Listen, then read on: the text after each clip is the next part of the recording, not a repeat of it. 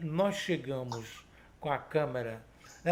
Nessa questão onde dormia, a gente dormia naquele barco. Eu me lembro que teve uma chuva tão forte que aquele riozinho que parecia um rio manso, ele começou a ter ondas, ondas assim de 1 metro. Eu falei, meu Deus do céu, vai inundar a nossa canoa. Era uma coisa assim perigosíssima mesmo, né? A gente amarrava a canoa na beira do rio e dormia por ali, não sei como. Você tem razão de lembrar bem disso.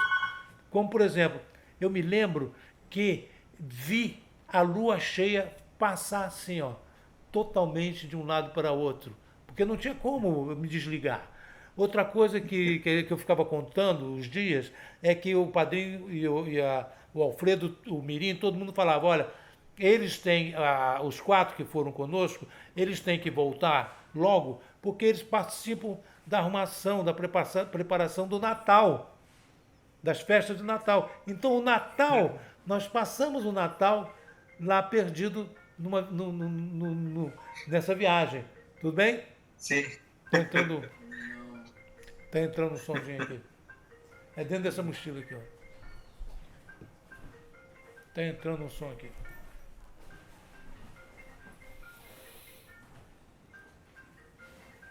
Mas você tem razão.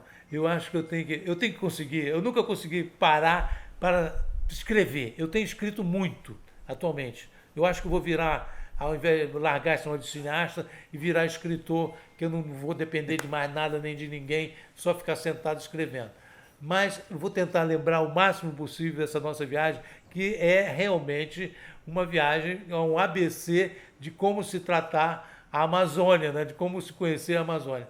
Então, finalizando essa viagem, nós chegamos, as crianças tudo correndo lá na beira do rio, e nós chegamos na beira da sede, na entrada da sede, e todo mundo veio nos cumprimentar. Eu me lembro muito bem do Alfredo falando, olha, vocês dois são os primeiros que conseguem sair da comunidade do Rio do Ouro e voltar sem que nenhum morador daqui servisse de guia para vocês. Vocês conseguiram um feito. Aí o padrinho virou para mim, virou para você e falou assim: vou dar um presente para vocês. Vocês perderam a festa de Natal, mas agora vem a festa do Ano Novo. Eu vou dar um presente para vocês. Qual foi o presente? O presente foi aquela cena em que ele bota o pé ferido por uma raia, inchado, e a corte ali da comunidade fazendo o preparativo com a Santa Maria, e a Maria Rita e a madrinha Rita ia pegando as cinzas e ia colocando na ferida dele. Então, essa sequência que causou, quando foi exibido aqui no Rio pela primeira vez, um estrago, uma comoção. Eu fui xingado pela. Você está entregando a comunidade. Vai a Polícia Federal agora pegar essas suas imagens e vai chegar lá e vai dizer: olha aqui, eles fumam maconha lá nos rituais deles. O que o exército não viu, nós botamos e escancaramos, entendeu? Isso vai ser um assinte muito grande. Foi uma confusão tremenda. Eu fui muito perseguido, tive muitas confusões, até conseguir um dia. Eu falei: não, o filme é esse, está acabado, quem quiser que conte outro. Mas eu fiquei muito marcado por isso, o padrinho dizendo que ia dar esse presente para gente. E deu esse presente que eu considero um grande presente que eu tive na minha vida e que até hoje, agora mesmo, estamos 30 e tantos anos falando desse assunto por causa justamente dessas coisas que nós fizemos durante essa viagem. Fino, Wilton. E foi bom você me lembrar a questão que quando nós saímos para consertar a câmera, e nesse interim, até que voltássemos, aconteceu o acidente com o padrinho, né? Ele pisou numa raia e foi ferroado. Então, e nesse momento ele precisou também de ajuda das pessoas, de que alguém se deslocasse para a cidade para buscar medicamentos, alguma coisa assim que eles precisaram, né? E depois um dos membros da comunidade me contou assim que, olha, vocês utilizaram a caminhonete para ir da beira do rio até a Boca do Acre, ou uma coisa assim, o trator, era a caminhonete que a gente precisava para o padrinho, e nós tivemos para comprar o remédio para o padrinho e tivemos que improvisar uma outra maneira. E quando nós voltamos, aí então o padrinho já tinha sofrido o acidente com a raia, foi ferrado, né? Ou seja, quando nós deixamos o padrinho, ele estava numa grande disposição, comandando todas as coisas e participando e acompanhando os trabalhos de roçado, de seringueiros e tudo. E ele já tinha sofrido, então, esse acidente. E, bom, eu acho que com isso, algumas dúvidas que eu tinha, você me esclareceu. Outras continuam, né? Lembro, sim, que depois do feitio, você se despediu da comunidade na Colônia 5000. No feitio que tinha participado, o padrinho estava lá trabalhando, fazendo, o Alfredo, o Daniel e outras pessoas, né, o Lúcio, e que na despedida, então, foi carregado o carro de boi com os equipamentos. Eu gosto muito dessa cena. No vídeo, né? Então, essa parte eu lembro de ter participado, mas de eu ter ajudado, estar ali na produção do feitio, realmente essa me escapou. Quem sabe ainda volta para a minha memória. Ô Saulo, eu estou muito contente de ter feito essa limpeza nos meus neurônios e ter solto, deixado sair, deixado essas coisas que estavam presas há muito tempo a vir à tona. Eu acho que esse trabalho que está sendo feito para o centenário do Padrinho Sebastião, ele vai ser de uma eficácia muito grande para mostrar para as pessoas o patrimônio que o surgimento dessa comunidade e dessas pessoas que trabalham, que vivem dentro da floresta amazônica há séculos, né? E tem esse domínio dessa bebida fantástica e também dessa planta sagrada que é a Santa Maria. Perfeito. Bom, foram 10 horas de gravações, que eu lembro das fitas, o Matic, né? E o vídeo tem 1 hora e pouco, né? O Daime Santa Maria. Então tem muitas imagens que eu tenho a impressão de já ter visto no Daime Santa Maria, e às vezes eu não vejo lá de novo, talvez porque eu tenha visto em outras fitas que não foram utilizadas na edição. Eu lembro que uma delas começava com uma cena do plantio das sementes pelo Alfredo. Você lembra do plantio das sementes? Na última versão, que eu considero a última versão, tem essa sequência. Eu não sei se é uma que está no... Eu vou procurar, eu acho que está no YouTube, essa sequência. Essa não está no YouTube. Não, eu vou procurar. Eu acho que ela estava no YouTube, e essa que estava no YouTube, eu lembro que ainda na parte final dos créditos você colocava o meu nome na produção e tal. Nessa nova que está no YouTube, saiu a parte do plantio, da semeadura, da semente da Santa Maria, e também saiu alguns créditos lá no final. Então não fui eu que fiz. Então não fui eu que fiz isso, porque várias pessoas começaram a utilizar esse material, umas com medo de mostrar a Santa Maria, e foram usando assim. Eu falei, olha, liberdade total, isso não é meu, isso é para ser usado. Eu vou ver com muito cuidado, porque o teu nome nesse filme, ele deveria ter mais evidência ainda, porque foi um trabalho que nós fizemos juntos e que depois ficou empacado lá no Rio de Janeiro, aqui no Rio de Janeiro, quase que um ano, eu não conseguia fazer nada, ninguém queria apoiar a edição, que a edição naquela época era muito cara, como é hoje também, né? Mas a edição naquele momento era com essa coisa do Matic, poucas pessoas tinham ainda o domínio do Matic. Então eu demorei muito para conseguir fazer juntar as forças, né? E conseguir fazer a edição. Quem me ajudou muito foi a Regina, a minha mulher, que ela que conseguiu um apoio de um dos amigos nossos de um estúdio que tinha em Santa Teresa, e fizemos uma espécie de um trabalho assim de verificar as fitas todas. Ela fez um pré-roteiro e fizemos a primeira edição. E depois eu acho que eu fui mexendo e fazendo outras mexidas durante o processo, e agora eu vou dar mais uma checada final para deixar o filme mais tchan para o centenário. Vou fazer botar um verniz final nele para a comemoração do centenário. Mas eu fiz um outro depois, Daime de Santa Maria, 30 anos depois, né?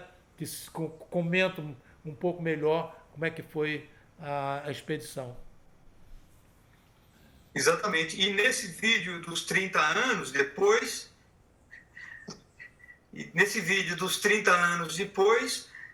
as imagens já estão mais claras. Houve uma evolução dos meios técnicos, né? Exatamente. Então, isso também é interessante de se observar. A condição que se fazia vídeo naquela época era uma condição muito nova. Ninguém tinha feito vídeo da comunidade, do padrinho. E eu só queria ressaltar esse ponto que para mim é importante, quer dizer, que para mim chamou a atenção. Primeiro, a naturalidade com que, ao voltarmos lá, o pessoal fumava Santa Maria com uma coisa dentro do ritual, né? Era uma coisa feita dentro de um ritual, não era uma coisa solta, né? Então, as pessoas faziam com naturalidade o seu ritual. Isso eu acho que o vídeo, no momento que foi lançado na Funarte, tudo despertou uma reclamação muito grande das próprias pessoas da doutrina, mas depois ele foi se assentando, né? Mostrando que a naturalidade não era nossa, era a naturalidade da comunidade, a naturalidade do ritual que estava sendo feito, né? E o próprio... Paulo, conclui. Sim, e a última observação é que aconteceu esse vídeo, a comissão que foi lá verificar as condições de vida na comunidade do Rio do Ouro, aconteceu no momento da mudança da comunidade para o Rio do Ouro. E nesse momento a gente tem gravações, eu lembro que tenho gravações de som, em que tanto o padrinho quanto o Alfredo, eles explicam exatamente os motivos da mudança. Ou seja, não era uma mudança assim simples, porque a cidade estava chegando muito perto, já tinha se tornado quase um bairro da cidade. Não, a mudança era que era uma comunidade de produtores agrícolas, né, e seringueiros, que já não tinham mais condição de produzir devido ao desmatamento em volta da cidade do Rio Branco, que tornava as condições de cultivo, a própria vida tradicional, de produção, de sobrevivência da agricultura, impossível ali. Então foi um movimento do padrinho, com toda a força que ele tinha, de encontrar uma saída produtiva, né? Porque eles foram para o Seringal Rio do Ouro produzir seringa, né? Produzir borracha. É uma coisa que hoje, para nós, é uma coisa assim... É muito estupenda, muito incrível que eles tenham conseguido, com essa força, fazer essa mudança e estabelecer um seringal e depois outro, né? Que foi o mapear. Vou finalizar dizendo o seguinte, tem uma cena no Daime Santa Maria que o Alfredo, o padrinho, a Maria Rita, a madrinha Rita e mais uns 4 ou 5 estão num pôr do sol, né?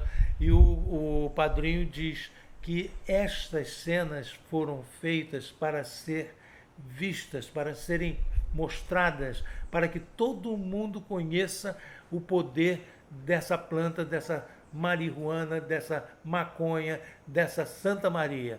Hoje, você falando isso e vendo o mundo inteiro nessa ebulição, por exemplo, aqui no Brasil, né?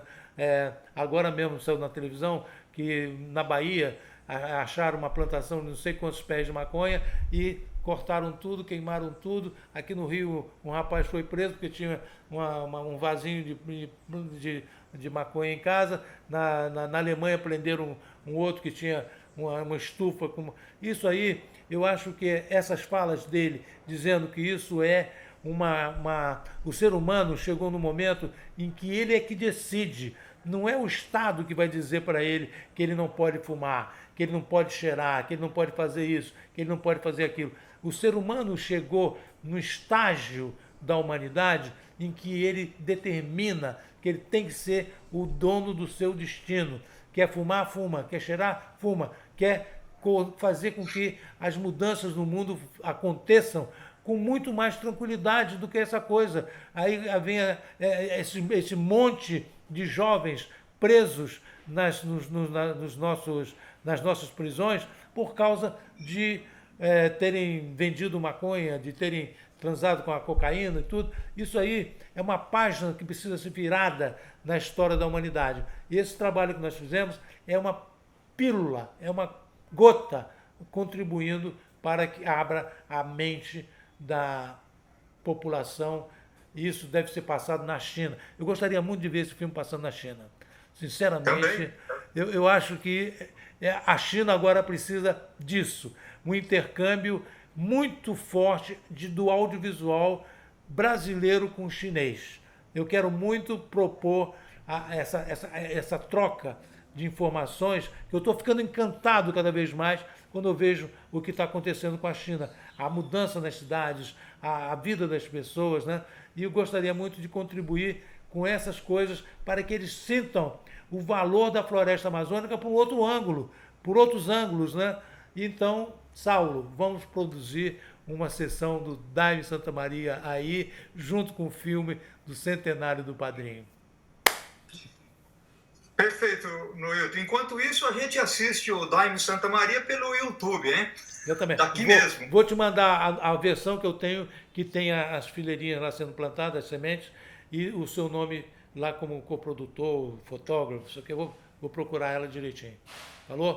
Na produção, eu lembro de ter visto. Você merece um destaque muito grande. Eu falo com a Vera. Vera, você foi a responsável ou a irresponsável de ter produzido esse encontro fantástico entre Saulo e Noilton. Muito obrigado, Vera, e vamos fazer a divulgação maior possível desse nosso trabalho.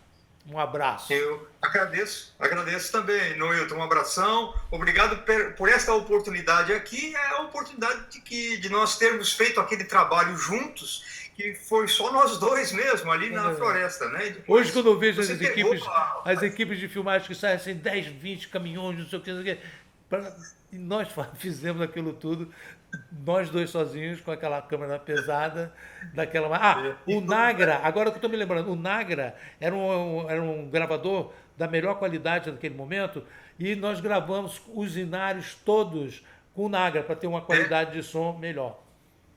É verdade.